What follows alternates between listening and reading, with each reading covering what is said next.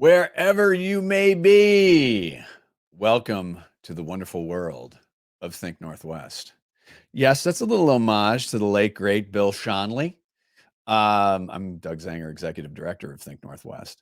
I had a chance to work with him years ago, and he was wonderful to work with. And ironically enough, he and I grew up in similar parts of the area. He was the Philadelphia area guy, Pennsylvania side. I'm the Jersey side. As a reminder, for those of you thinking about your geography, but Portland and the Pacific Northwest has been my home, proudly my home, going on 32 years. January 5th, 1992 is when I showed up in this beautiful, beautiful place. And it's definitely home, not just Portland, but all over. The Pacific Northwest is my love. And career-wise, it's been equally as enjoyable. I've been enjoying it. It is Friday. I think we're all a little tired, so sentences might not be coming out properly. But I got into the business in around 1995. And that's really when my journey in advertising and creativity and marketing started. And I got a chance to meet so many great people, still get a chance to meet so many great people, so many great agencies.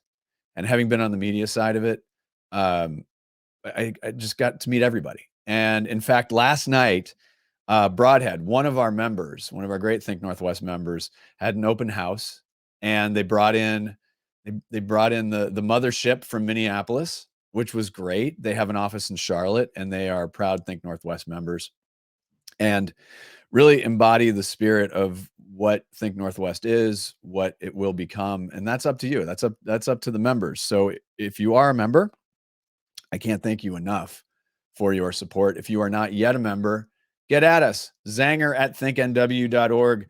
I will answer all your questions. Our website is thinknw.org, and there's plenty of stuff there, but hit me up. You'll see a little thing in the corner. You can WhatsApp me, however you want to do it. But the bottom line is that we are creating a world where we celebrate and unify the Pacific Northwest in marketing. And that's a broad construct. It's brands, it's agencies, it's tech. It could be a startup that's becoming a brand. We're talking to you, Series A and Series B funded companies, organizations that are dedicated to the industry and making it more equitable. If you are in any way, shape, or form involved in marketing, PR, comms, get in touch with us so that we can share what our vision is and you can join us. And we are incredibly grateful to have one of our members here, Eleazar. Yeah. All right. I gotta put your founder, Odd Notion. I'm gonna put that. That's right? Yep. I got it right. Thanks for having me. Yeah, no, this is great. And in the past, we've done profiles, we've done posts and things like that. And I think that what we've realized, especially since the site has been new, is that we have this new dynamic space. Why not create things that are dynamic as well? And what better way for us to honestly check in with our members than to do it this way? And if you are a member, we'll set this up. And specifically what we're talking about is for a check-in, it doesn't need to be some big drawn out thing. If you have new work you want to share, we'll do a check-in. If you want some new business, we'll do a check-in. If you got something on your mind, we'll do a check-in. We'd like to do them at least a couple of times with a year with our members, but that doesn't matter. Like if tomorrow, if Eleazar reaches out and says, hey, we just got something, we're going to do another check-in. So that's part of what we're building here at Think Northwest. And I'm thrilled to have you here because I was going around LinkedIn as one does. And in my feed is we won silver and gold in the Anthem Awards. So first of all, congratulations. Appreciate it. We're going to talk about this in a second, but for those who don't know you, they don't know your agency, give us the thumbnail sketch of Odd Notion, because listen, I know you're a member, but I fanboy out on the work that you do. So drop a little knowledge on the agency and how it came to be. Oh yeah. Well, Notion is a minority-led brand studio, and we help socially conscious brands launch. I think a lot of these all came about. I started the agency in 2019, and right before COVID, and at the time, our focus was just to simply help people launch their businesses with brand expertise to support them, and everybody knows what happened summer of 2020. And during Right. that time, George Floyd had an impact on me like it did to a lot of people. And for me, it was just the realization that I was not being an active member of my community. I was not being involved in the ways that I would like to be involved. And I started to ask myself, how would I get involved? What does that look like for myself to be involved? And I was like, well, I'm building a business. Could I make the business be the way in which I'm involved? And so that's where Notion came about, how it came about. I feel like that event kind of implanted the heart to the business. We're in the middle of becoming a B Corp and kind of going through that process as well. And yeah, just really making every effort on our end to be supporting businesses and organizations that really care and really are trying to create products and offerings that really make people better and take care of the environment. Yeah, no, I love that. And you grew up in the Dominican Republic. I am Dominican, yes. Yeah. How long have you been up here? I've been in Portland area for about 2017. Oh man, 6 years. Okay. Yeah, coming up on 7. Yeah, it goes fast, doesn't it? Yeah. As I mentioned, 32. What have you seen in your 7 years here that and not just Portland, but the Pacific Northwest? What have you seen that you look at and go, yeah, this is home? Yeah. I mean, it is not the weather, though I have loved to love it. I'm from, Dominican Republic. It's tropical, it's warm most of the year. Our Christmases are like 68, so so weather has been something that I become used to and actually have learned to love. I love the change of weather from season to season, which is not something I grew up with. And I enjoy like changing outfits, you know what I'm saying? Like just sometimes wearing like something cold for winter and that sort of thing. And really enjoy, I think the thing that has been, especially in the last 2 to 3 years, that have been like very notable and feel very unique. I lived in LA for a minute. Mm-hmm. I lived in Seattle as well. I think something that's very unique to our area is, one, how small it is and how quick you can go around and meet everyone. People are very friendly in the business community. People are really willing to help each other out. People are like really willing to open their books and like show you like how they do things and walk you through things. So super friendly in that sense. And that has been probably the most refreshing thing to see. I mean, obviously the food, you can't argue with it. It's, I went to New York recently, and I know people speak big on New York food and that sort of thing, but I'm like, man, you can give me a hard time about it, but Portland, you walk around and you can pretty much just tick-toe like where you want to go, and you go through the door and the stuff is going to be good and accessible, and I don't have to wait and make crazy reservations to get into. So yeah, the food scene here is amazing. Yeah, no, that's true. And yeah, with East Coast people, are like, you can get a good piece of pizza out there. It's like, yeah, I mean, it's fine. It's fine.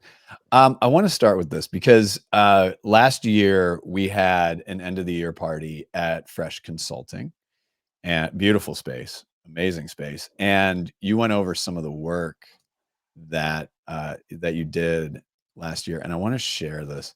I just love the work that you do. This work to me, It's so just awesome. I mean, look at how beautiful this is. I mean, you're working.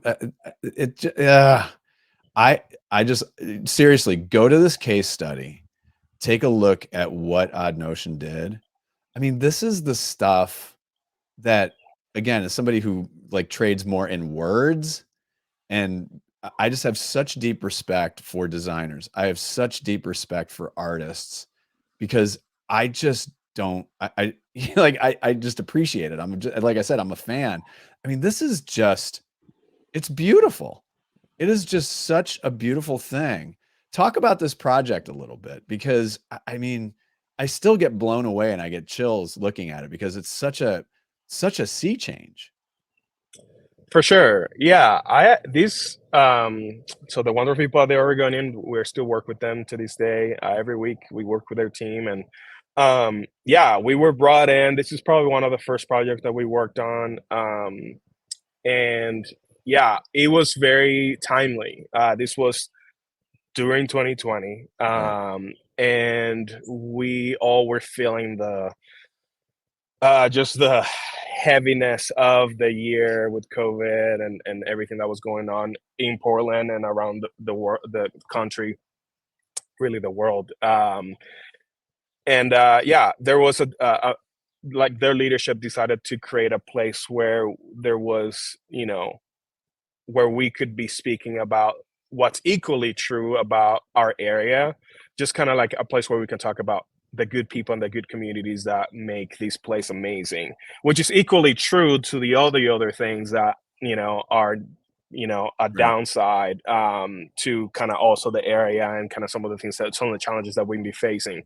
So it was a change of pace, and it was a change of like narrative that was, I think, needed at the time and still needed today, just to like really celebrate the people and the businesses and the things that are happening here locally, and celebrate that. I think we can have such a some folks can turn pessimist, especially when a Right. lot of negativity are going around. I think for branding and marketing to come in and start to not just twist will be lying, but Right. to also bring to the picture, into the context, this is also what's happening in our space. That's also super encouraging. And I've been, aside from that project, I've experienced it myself in the last 2 or 3 years. So there's a lot of awesome things happening in our area. There's a lot of great people trying to do great things. A lot of them getting a lot of traction in the things that they're doing. So I'm actually very encouraged myself in the things that how how things are playing out.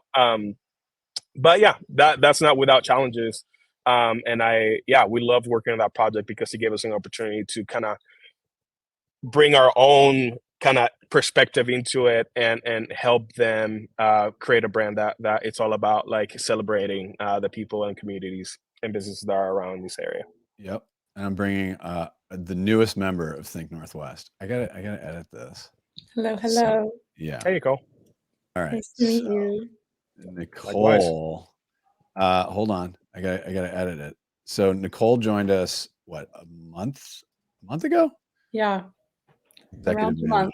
Yeah. Yeah. Let's Welcome.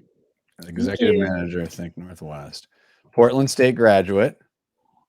Go Yep. Vikings. Go Vikes. Go Go Vikes.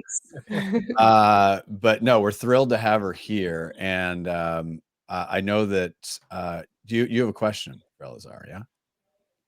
Yes. And, Voy a and please preguntarte, do it. You can do it in Spanish too. sí, I'll That step would be aside. lovely. little background. Mi familia es de Colombia. I'm first generation American Colombian. So I grew up speaking Spanish. So I just wanted to bring that over here and ask a question.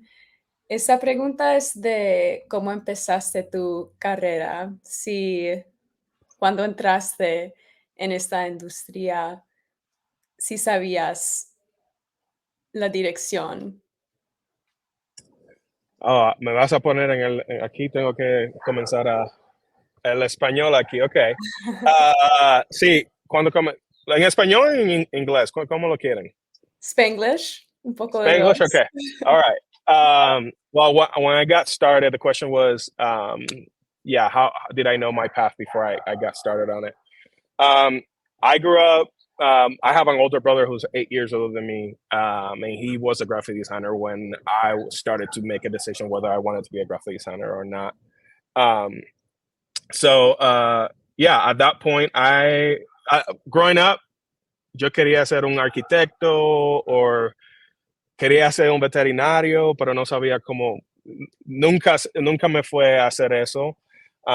So when I decided to think about what I wanted to do, I saw him do it. And I was just like, I could do that. And I came to the States in 2008, and I couldn't go to college immediately. They paperwork and all that sort of thing. They wanted to treat me as an international student, even though I could attend. I was a citizen and everything. I could go, but I didn't have the opportunity to go. So in the first year, I was like, okay, what am I going to do with my life? And I went to an occupational center where they taught me Photoshop, InDesign, Illustrator. No actual graphic design training. They just taught me how to use the software. But I fell in love with it. I was top of the class, and I was like, oh, there's something here. And then I started to do work for friends, and started to serve in my local community with graphic design and helping different organizations and such. And that's kind of how I started to kind of get traction. Qué lindo. That's awesome. Entonces siempre estabas inspirado por la creatividad. You were always inspired by creativity growing up, just like innately artistic. Sí, cuando era pequeño, estaba haciendo musicales, so yo sería, Lindo. sí. So I used to dance and do ballet, believe it or not. I love that. Yeah, so I was always exposed to art growing up, theatrics and that sort of thing. But yeah, graphic design was not really in the picture until later when, yeah, around 18 years old, 17 years old. Wow, that's awesome. Do you still do ballet or like dance classes at all? Where I come in. When sometimes when I'm hanging out with my friends and they're getting to know me and stuff, I try to do like a split or something like that, just to show them that I still have the flex. Yes. But no, not outside of that. I love it. That's That's good. awesome. Gracias. Gracias. So yeah, when Nicole came on, I was like, yeah, we're doing this. And yeah, and I had her look at your work, and she's saying with me like, wow, this is really good. Now, the newsy item that I want to bring up here is this. So you won silver and gold for the Anthem Awards, which is the same company that does, I think, the Webbies. So it's big, and I've judged the Anthem Awards before, and I think I'm actually supposed to be judging them this week. But they are more purpose-led, in similar vein to the Effies. And I can't remember if this is still the same company. It's all a blur, but this is not an easy award to win. And I'll tell you that I've been in these judging sessions with a lot of these professionals in the industry and at nonprofits, at NGOs. This is not an easy thing to win. So first of all, huge congratulations. Thank you. Talk a little bit about this campaign and go back to not like how it looks, but it's really important for people to understand the gravity and the importance of this campaign. Sure. Basically, the whole campaign was to update the food code in California, the retail food code in California. Before this bill was passed, all food sellers were treated as a restaurant. And so they had the same regulations as if you had a full retail space that as a restaurant where you have to make a distinction between inside and outside and alcohol drinks outside versus inside and that sort of thing. So all of those regulations applied to these folks who are not at all doing that. They're actually, most of them, with a food cart and dragging their items with them, pushing them and selling goods. And they're not established in one particular location. They're moving from place to place, and they sell as people engage with them. This is very common in countries like where I'm from, and from Nicole is from, where food is just like bomb, and it's really coming to you. You're just walking around, and someone's walking and that's their livelihood. That's the entire livelihood. That's all they do. And so these are like micro businesses, that their entire livelihood depends on that. And so really the campaign was to update that food code, to create a distinction between restaurants and then these folks, and creating regulations that allows them to make a living out of doing what they're doing without being penalized. So I think one of the key messages was, food vending is not a crime.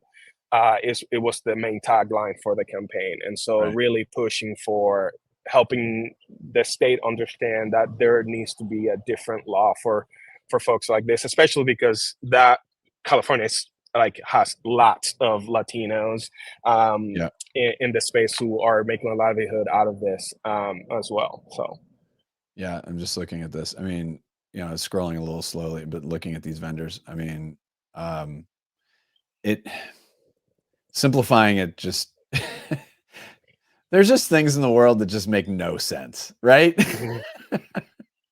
This being one of them. But what did you learn during the process in developing this? What was, because there's the top line of this is what's happening, the cause and effect of things, but then you as a number one artistic professional, as a marketing professional, but then as a human being, what did you learn as you were working on this? That's a great question. I think it is one of those things that I'm just like, because I grew up with it, I'm like,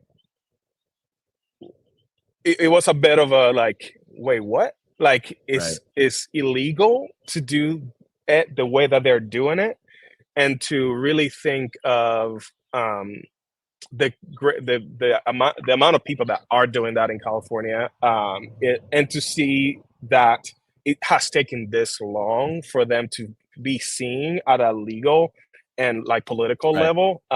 It's nuts. I mean, this has been decades of this kind of livelihood happening, and they have had to like jump hoops to like be able to do it, which, so to me it was just astonishing just to realize that.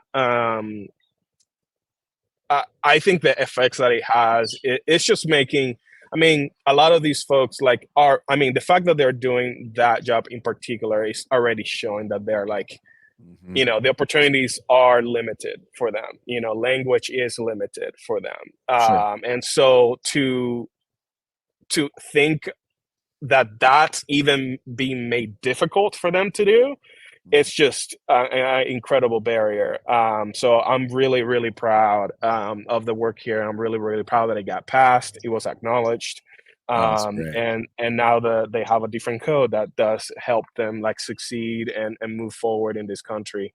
They pitch in, they bring lots of economy, like their economic movement and the things that they do for the communities, and how they bring vibrancy to the community, like what they bring to those communities because they are a part of it. That's something that is hard to measure, but it just makes those neighborhoods like more lively, because they're there. And so that's just something that makes those communities that most likely are Latino or like minorities live there, like it makes those communities feel like home, because these people are there walking around just like they used to walk around when they lived back home.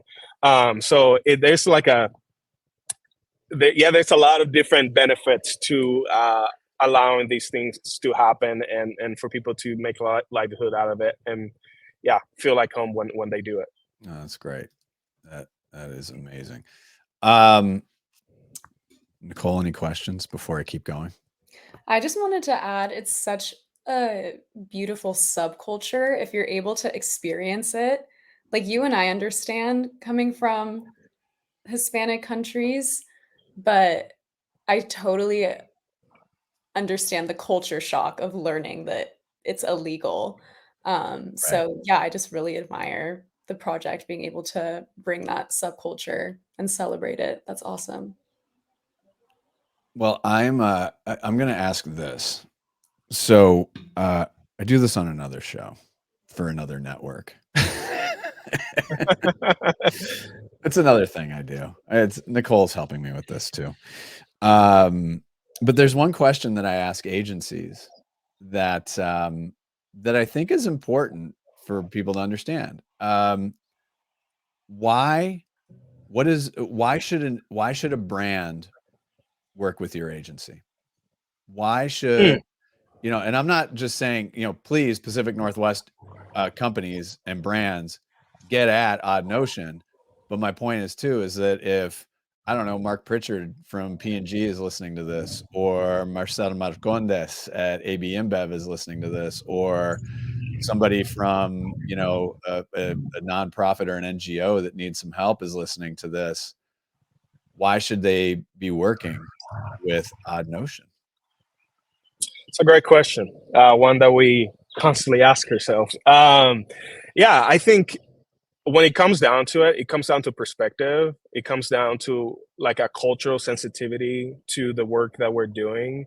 There is something that, because of the places that a lot of the people that are part of the team came from,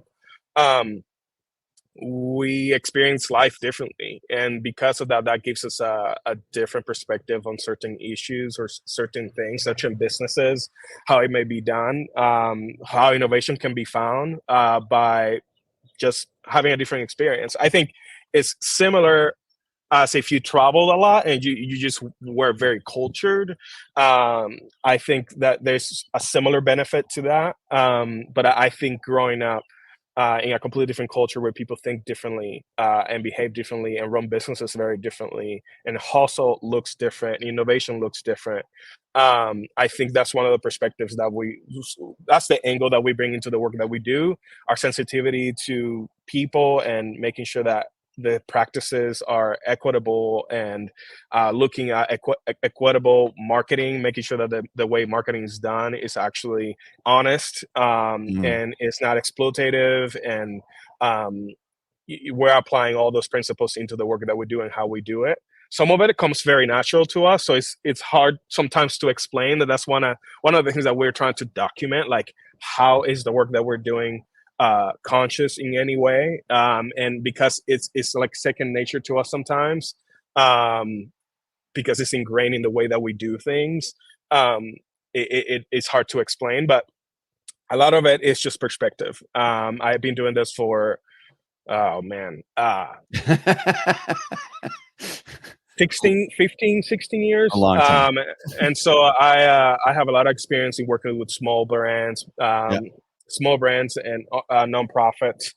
We're scaling up to working with bigger brands. We worked with Lyft a couple of years ago on a campaign. Oh yeah. On a campaign to bring electric stations to minority neighborhoods, to allow for affordability for electric vehicles and pollution in those neighborhoods and that sort of thing. And so those big brands are bringing us into those projects because of the perspective that we bring and the sensitivity that we bring. And so when we're reading copy, we're able to because it's targeted towards people like look like me, I'm able to read the copy. I'm like, is this landing right, or is this not landing right, or is there a different perspective on this? And so this was a super fun project that we got to work on.